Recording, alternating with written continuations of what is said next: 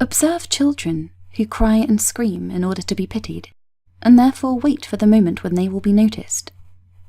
Live in intercourse with the sick and mentally oppressed, and ask yourself whether that ready complaining and whimpering, that making a show of misfortune, does not, at bottom, actually aim at making the spectators miserable.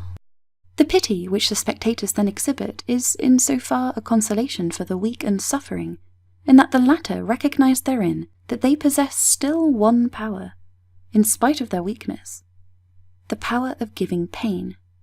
The unfortunate man derives a sort of pleasure from this feeling of superiority, of which the exhibition of pity makes him conscious. His imagination is exalted. He is still powerful enough to give the world pain.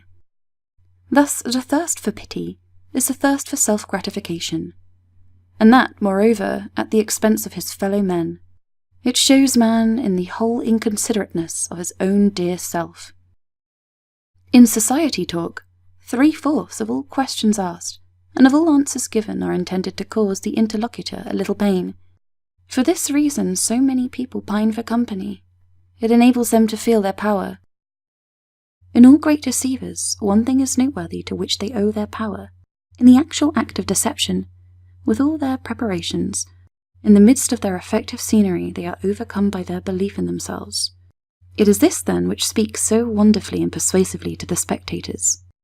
There must be self-deception in order that this and that may produce great effects, for men believe in the truth of everything that is visibly, strongly believed in.